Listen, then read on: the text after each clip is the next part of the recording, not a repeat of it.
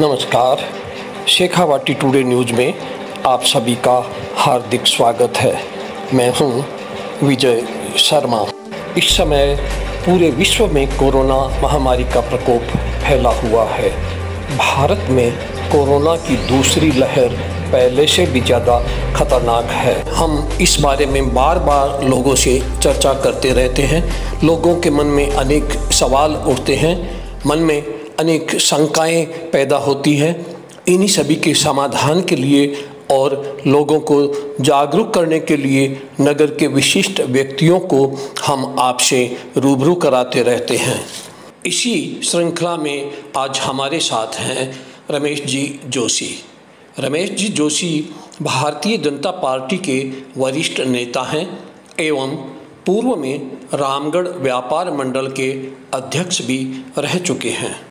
आप बहुत अच्छे समाज सेवी भी हैं। रमेश जी जोशी, नमस्कार, आपका हार्दिक स्वागत है। नमस्कार, सभी देशवासियों को मेरा प्रणाम, नमस्कार। आज हम जो चर्चा कर रहे हैं भाई साहब से, एक एक प्रश्न का जवाब हम आपको विस्तारपूर्वक देंगे। हम आपकी ये राय जानना चाहेंगे कि इस समय जो कोरोना महामारी और खासतौर से भारत में इस दूसरी लहर जो काफी खतरनाक है, हम हमारे छोटे से कस्बे रामगढ़ में भी अगर नजर डालें तो बहुत से लोगों की मौत हो चुकी है। ऐसी मौत हुई है जो बड़ी दर्दनाक और स्तब्ध करने वाली है। तो कोरोना की रोकथाम के लिए आप हमारे दर्शकों को क्या राय देना चाहेंगे? देखिए विजय कुमार जी, आपने बहुत ही अच्छा प्रश्न किया है और हम लोग देख भी रहे हैं। रामगढ़ की बात नहीं है, पूरे हिंदुस्तान में इस बार का जो कोरोना स्ट्रेंथ है वो लगातार बढ़ता जा रहा है और मौतों का आंकड़ा भी बढ़ता जा रहा है। सरकारी आंकड़ों की हम बात करें तो अलग बात है, वरना हमारे छोटे से कस्बे रामगढ़ में भी आपने जैसे जिक्र किया, कम से कम 70 से 75 मौतें हो चुकी हैं। अब वो कोरोना से हुई या अन्य किसी से हुई, लेकिन उनका सबका जो दाह संस्कार है वो प्रोटोकॉल के तहत ही किया गया है। दूसरी चीज मैं आपको बताना चाहता हूं, इसकी रोकथाम के लिए सरकार ने बहुत कोशिश की है। सरकार ने अपने स्तर पे सब तरह के इंतजाम भी किए हैं, लेकिन कहीं न कहीं हम लोग भी जिम्मेदार हैं। जनता को चाहिए कि सरकारी जितने भी गाइडलाइन है, अगर हम उनका पालन करेंगे, 2 गज दूरी, मास्क लगाएंगे, दूरी रखेंगे, बेवजह घर से बाहर नहीं निकलेंगे, भीड़ भाड़ वाली जगह हम इकट्ठा नहीं होंगे, तो निश्चित तौर पे हम इस कोरोना महामारी से पूरा विश्व जो त्रस्त है ना, वो विजय प्राप्त कर लेगा। जैसे इसमें एक चीज और बताना चाहता हूं कि वैक्सीनेशन बहुत जरूरी है। जितना जल्दी वैक्सीनेशन होगा उतना जल्दी हम लोग इस महामारी पे विजय प्राप्त करेंगे। दूसरी बात मैं आपसे दूसरी ये पूछना चाहता हूं कि चाहे राज्य सरकार हो चाहे केंद्र सरकार हो, लॉकडाउन ही एकमात्र उपाय नजर आ रहा है सरकार के सामने। तो क्या आप यह लॉकडाउन ही पर्याप्त समझते हैं? क्या लॉकडाउन से कोरोना का जो है प्रकोप कम हो पाएगा? इसके बारे में आप जरा स्पष्ट करें। नहीं, मैं समझता हूँ लॉकडाउन तात्कालिक उपाय है, ये दीर्घकालीन उपाय नहीं है। तात्कालिक उपाय का मतलब है जैसे हमने 15 दिन तक का लॉकडाउन कर दिया ना, तो उससे जो कम्युनिटी बेस बढ़ने का जो चांस रहता है कोरोना का, वो कम हो जाएगा। देखिए 72 घंटे से 80 घंटे तक कोरोना का जो कीटाणु है वो जिंदा रहता है। अगर उसको दूसरा साथी नहीं मिलेगा तो सतह ही खत्म हो जाएगा। तो लॉकडाउन करना जरूरी है, लेकिन लॉकडाउन ही एकमात्र विकल्प नहीं है कोरोना खत्म करने का। हमें पूरी गाइडलाइन के साथ अगर हम लॉकडाउन करेंगे ना, तब जाकर के हम लोग इस बीमारी में विजय प्राप्त कर सकेंगे। लॉकडाउन एकमात्र विकल्प नहीं है, और भी बहुत से विकल्प हैं जिन पर हमें ध्यान देने की आवश्यकता है, जिसका जिक्र हम पहले भी कर चुके हैं। मुंह पे मास्क लगाना, 2 गज दूरी रखना, और भीड़ भाड़ वाली जगह पे नहीं जाना और वैक्सीनेशन ज्यादा से ज्यादा करवाना, तब जाकर के हम इस कोरोना महामारी पे विजय प्राप्त करेंगे। देखिए, हमारा अगला सवाल ये है कि कोरोना से निपटने के लिए, इस महामारी से निपटने के लिए केंद्र सरकार हो चाहे राज्य सरकार हो, सभी अपने अपने स्तर पर इंतजाम कर रहे हैं। क्या आप सरकार के द्वारा किए गए जो इंतजाम है, जो व्यवस्थाएं हैं, उनसे आप संतुष्ट हैं? जरा उन पर नजर डालिए, हमारे दर्शकों को इसके बारे में जानकारी दीजिए। धन्यवाद विजय कुमार जी, बहुत ही अच्छा प्रश्न किया आपने और जनता को ये मालूम भी होना चाहिए। एक्चुअली क्या है कि दोनों सरकारें एक दूसरे पे दोषारोपण कर रही है। हम मानते हैं दोनों सरकारों में जो कॉम्बिनेशन ठीक से नहीं हुआ, उसकी वजह से भी कहीं न कहीं चूक निश्चित तौर पे सरकारों से हुई है, इसमें कोई दो राय नहीं है। तो राज्य सरकार अपने स्तर पे काम कर रही है, केंद्र सरकार अपने स्तर पे काम कर रही है। मेरा तो निवेदन ये है दोनों सरकारों से कि वो कोऑर्डिनेशन बनाए रखे। हमें देश की जनता को बचाना है, हमें राजनीति नहीं करनी है, हमें वोटों का आंकड़ा नहीं गिनना है, हमें कितने ठीक है वो नहीं गिनना है। हमारे पास जो संसाधन है उसका ज्यादा से ज्यादा सदुपयोग जनता के बीच में हम कैसे करें, ये सरकार और सरकारी महकमे का मुख्य काम होना चाहिए। एक दूसरे पे दोषारोपण करने से कुछ भी नहीं होगा। माना कि कुछ कमियां सरकारों में है, जैसे हमें ये पता नहीं था कि ये दूसरा जो स्ट्रेंथ आएगा वो इतना खतरनाक होगा। उस वजह से हमारे पास दवाइयों का स्टॉक नहीं था, वैक्सीनेशन भी ज्यादा नहीं थी और ऑक्सीजन की जो प्रॉब्लम आई वो भी इस देश में हमने पहली बार देखा। ऐसा हमने देश में ऑक्सीजन की इतनी बड़ी समस्या आ जाएगी ये हमें पहली बार मालूम हुआ। लेकिन केंद्र सरकार और राज्य सरकार के सभी लोगों के कोऑर्डिनेशन से, सहयोग से और भामाशाहों के सहयोग से मिलकर के इस ऑक्सीजन की समस्या का समाधान बहुत हद तक हमने प्राप्त कर लिया है। आगे मेरे हिसाब से ऑक्सीजन और दवाइयों की कमी नहीं आएगी। मैं सरकार के इंतजामों से जरा खुश कम हूं, लेकिन धीरे धीरे अब दोनों सरकारों के बीच में जो कोऑर्डिनेशन बन रहा है वो आगे करके ठीक तौर पे हमें काम करता दिखाई देगा। आप देख रहे हैं रमेश जी जोशी के साथ विशेष इंटरव्यू। सरकारी तंत्र अपने हिसाब से काम कर रहा है, लेकिन हम देख रहे हैं कि जनता का जो पूरा सहयोग नहीं मिल रहा है। हम देखते हैं कि जो जनता है, अधिकांश लोग प्रशासन के डर से, पुलिस के डर से, चालान के डर से मास्क लगाए रहते हैं। इसी तरह से जब पुलिस वाले आते हैं तो सोशल डिस्टेंस बनाते हैं। तो मैं आप जनता को क्या जागरूक करने के लिए क्या कहेंगे कि आप प्रशासन के डर से नहीं, बल्कि आप अपने स्वयं प्रेरणा से, अपनी स्वयं की प्रेरणा से, अपने विवेक से जो गाइडलाइंस है वो उनका पालन करें। ठीक बात कहा आपने। मैं एक सामाजिक कार्यकर्ता हूँ, बाजार में मेरी दुकान भी है, सभी जगह मेरा आना जाना भी होता है और हमने टीवी चैनल पे भी देखा है, प्रिंट मीडिया, इलेक्ट्रॉनिक मीडिया सभी में हम देख रहे हैं जनता जनार्दन अपना कर्तव्य ठीक ढंग से नहीं निभा रही है। इसमें कोई दो राय नहीं है। मास्क केवल भय से लगा रहे हैं, पुलिस का भय है, चालान कटने का भय है। निश्चित तौर पर यह बात सत्य है आपकी और ये गलत है। हमें मास्क बाजार में जब भी हम आए, छोटे से छोटे काम भी है, कहीं भी जाएं तो हमें मास्क लगाना बहुत जरूरी है। सैनिटाइज करना हमारे हाथों को भी बहुत जरूरी है। समय समय पर हम हाथ धोएं, मुंह पे मास्क लगाएं। पुलिस का इंतजार नहीं करें, हमें स्वयं का विवेक काम करना होगा। हमें कहीं भी जाना है तो मास्क लगा के जाना ही होगा और बेवजह हम घर से बाहर नहीं निकले, ये भी हमें ध्यान रखना होगा। और जगह जगह हम देखते हैं कि बहुत से लोग इकट्ठे हैं, बैठे हुए हैं, तो ये सब सिस्टम अच्छा नहीं है। इससे कोरोना बढ़ेगा, घटेगा नहीं। लोगों की मानसिकता बहुत ज्यादा अच्छी नहीं है कोरोना के प्रति, वो इसको बीमारी ही नहीं मान रहे। कुछ लोगों की तो भावना ही गलत है इनके प्रति। तो ये सोच है ना, हमें त्यागनी होगी। कोरोना को महामारी समझना होगा और महामारी समझ कर ही प्रिकॉशन लेकर के हम उसका सामना करेंगे।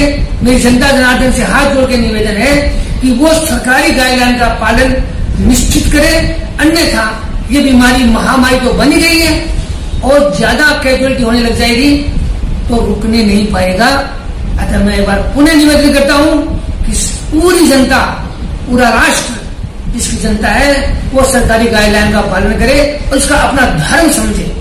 आपने बताया कि आप स्वयं में एक व्यवसायी हैं और रामगढ़ व्यापार मंडल के आप पूर्व में अध्यक्ष भी रह चुके हैं। आप अच्छी तरह से अनुभव कर सकते हैं कि इस समय लॉकडाउन में अधिकांश दुकानें बंद है, जो खुल रही है वो भी काफी सीमित समय के लिए खुल रही है। इससे व्यापारियों को बड़ा आर्थिक नुकसान हो रहा है और इसका भविष्य में भी परिणाम अच्छा नहीं रहेगा। साथ ही आप देख रहे हैं जिन घरों में मुखिया की मौत हो गई है या परिवार में कमाने वाले एकमात्र सदस्य की मौत हो गई है, जिससे उस परिवार की आर्थिक स्थिति बड़ी खराब हो गई है और भविष्य में भी हो जाएगी। तो दोनों ही मामले में, व्यापारियों के मामले में और ऐसे पीड़ित जो परिवार है उनके मामले में सरकार से हम क्या अपेक्षा रखें, सरकार को क्या सहयोग करना चाहिए, इसके बारे में आप प्रकाश डालिए। बहुत अच्छा प्रश्न किया विजय कुमार जी आपने। पिछले लॉकडाउन में भी, इस लॉकडाउन में भी हम देख रहे हैं कि केवल 3 से 4 तरह की दुकानें खुली हुई है। बहुत बड़ा आर्थिक नुकसान इस देश के दुकानदारों को, व्यवसायियों को हो रहा है।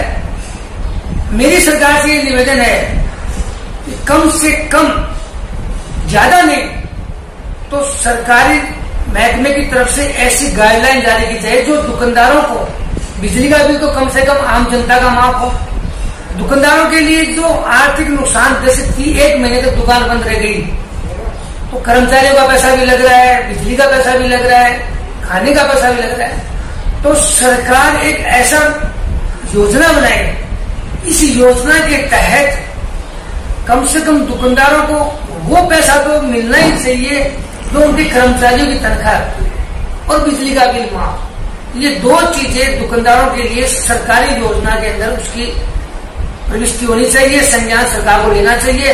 अन्यथा दुकानदार बहुत दुखी हो गए। मैं आपको बता दूं, 1 महीने दुकान बंद रखने का मतलब घर का खर्चा तो है ही, उसके अलावा स्टाफ का खर्चा, बिजली का बिल, दुकान का किराया, ये बहुत बड़ी समस्या है।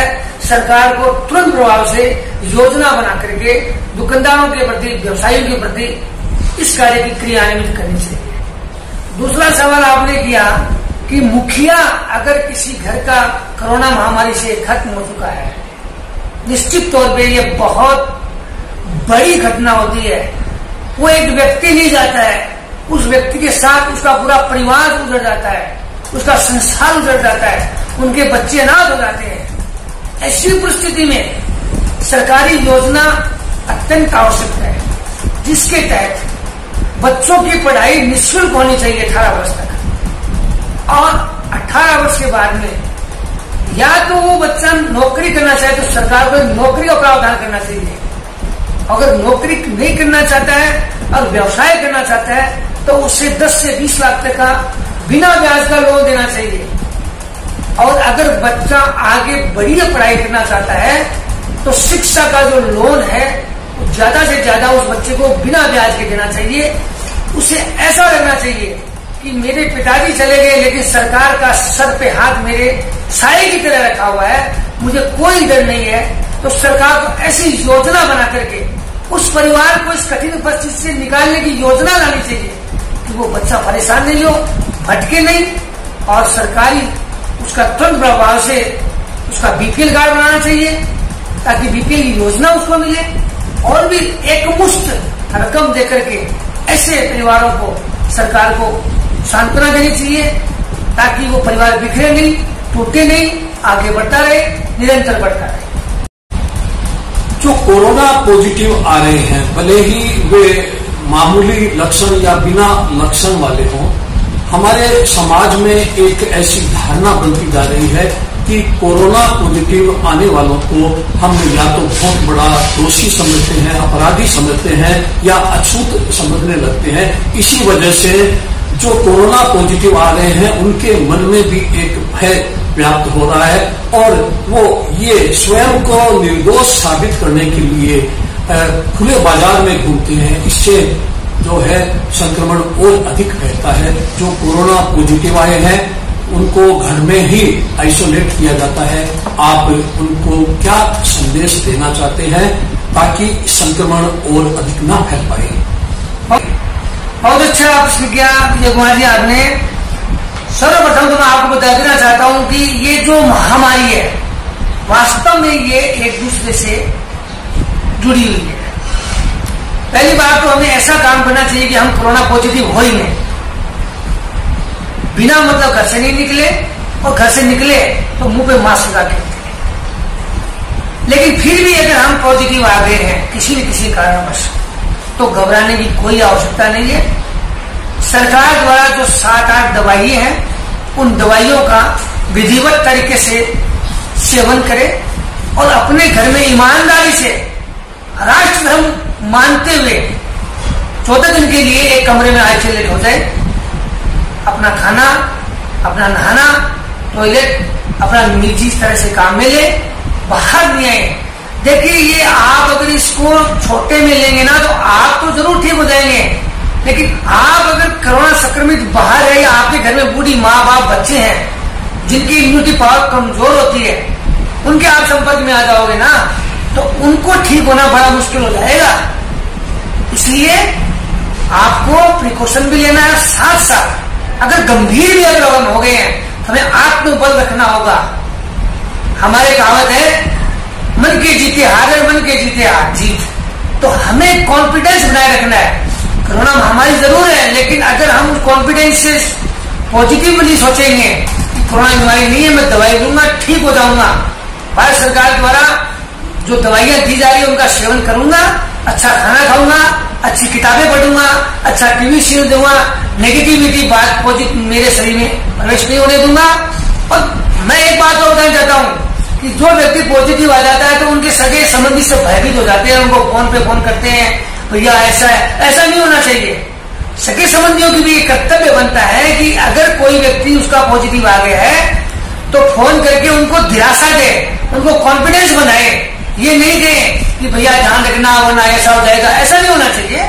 सारे लोगों को जो उनके मित्र हैं, साथी है, सगे है, संबंधी है, उनको सांत्वना देनी चाहिए कि तुम ठीक हो जाओगे, कोई टेंशन वाली बात नहीं है, दवाइयों का प्रयोग करो, दवाई लोगे निश्चित तौर पे ठीक हो जाओगे। और एक बात और बताना चाहता हूँ कि जैसे ही हमको लक्षण लगे शरीर के अंदर कि कई एक्टिविटी गड़बड़ा रही है, बुखार के, सरदर्द की या जकड़न की, उसी दिन से पहले दिन से ही डॉक्टर से राय लेकर के दवाइयों का सेवन प्रारंभ कर देना चाहिए। अगर आप 2 या 3 दिन देर कर दोगे तो वो संक्रमण बहुत ज्यादा बढ़ जाएगा और फिर ठीक होना मुश्किल हो जाएगा। फिर हमें भर्ती होना होगा, हो सकता है ऑक्सीजन की भी जरूरत पड़ जाए।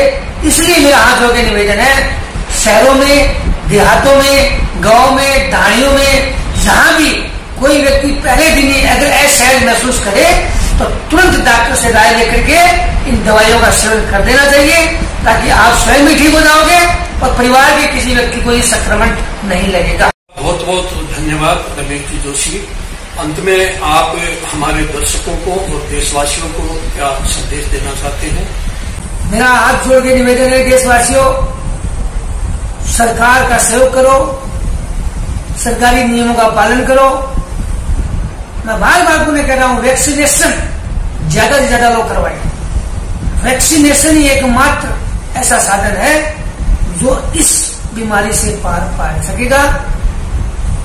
मास्क, सैनिटाइजर, दूरी, ये सारी चीजें तो हम पिछले 1.5-2 साल से करते जा रहे हैं, लेकिन अब वैक्सीनेशन जब आ गया, सरकार ने भी प्राइवेट में भी बहुत सी कंपनियों को निर्माण के लिए कह दिया है, फाइजर को कह दिया है, जेडिस को कह दिया है, और ये हमारी जो कोविशील्ड है ये तो बनाई गई है।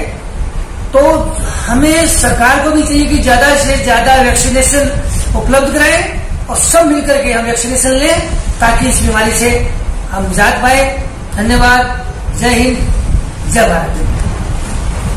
आप सभी का बहुत बहुत धन्यवाद। हमारे साथ इसी तरह बने रहिए। हम आगे भी आपसे विशिष्ट दलों को रूबरू कराते रहेंगे। पुनः धन्यवाद।